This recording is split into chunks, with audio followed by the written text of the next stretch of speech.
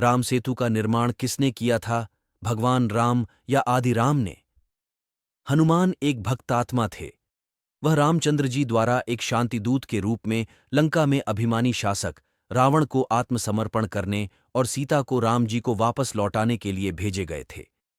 लेकिन अहंकारी रावण ने उनकी बात को नहीं स्वीकारा और सीता को वापस करने से मना कर दिया। बाद में फिर युद्ध की यलगार हुई, परंतु अब विशाल महासागर लंका तक पहुंचने में बाधक बन गया। रामचंद्र जी लगातार 3 दिनों तक घुटनों पानी तक महासागर में खड़े रहे और समुद्र से रास्ता देने का अनुरोध किया, लेकिन सागर ने रास्ता नहीं दिया। इससे हताश होकर श्री राम ने अग्नि बाण को उठाकर पूरे समुद्र को जला देने का प्रण लिया।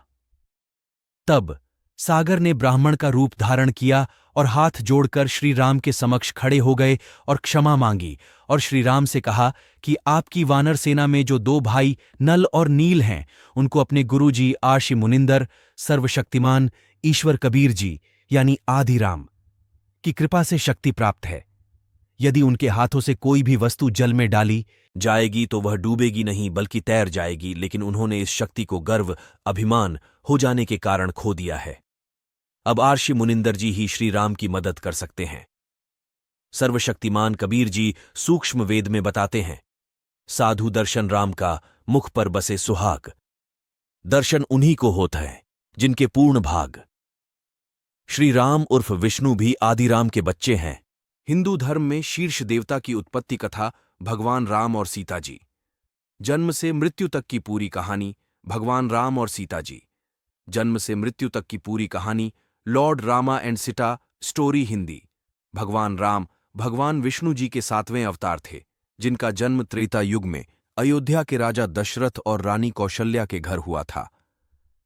श्री राम इक्ष्वाकु वंश। आदि राम ने पर्वत के चारों ओर एक रेखा को चिन्हित किया और अपनी सर्वोच्च शक्ति से उस रेखा के अंदर के पत्थरों को लकड़ियों की भांति हल्का कर दिया, जो पुल का निर्माण करते समय डूबे नहीं। इस प्रकार राम सेतु का निर्माण आदि राम की कृपा से हुआ था। इससे पूर्व श्री राम पुल का निर्माण नहीं कर सके, यहां तक कि नल और नील भी असफल हो गए थे। चूंकि प्रकार अज्ञानतावश श्रद्धालु श्री राम को एक सर्वशक्तिशाली दिव्य पुरुष मानते रहे। इसका उल्लेख सूक्ष्म वेद में किया गया है।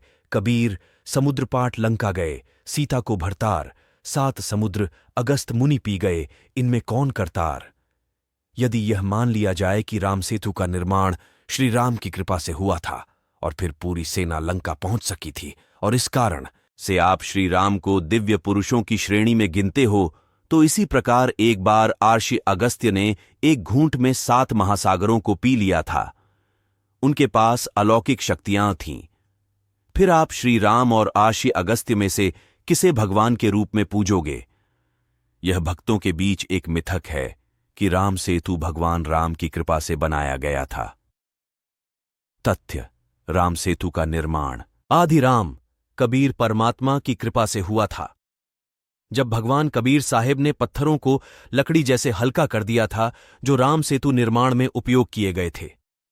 टिप्पणी: जब सर्वप्रथम सर्वशक्तिमान कबीर साहिब जी शैतान ब्रह्मकाल के क्षेत्र में आए थे, तो उसने भगवान कबीर से 2 वादे करने के लिए आग्रह किया था।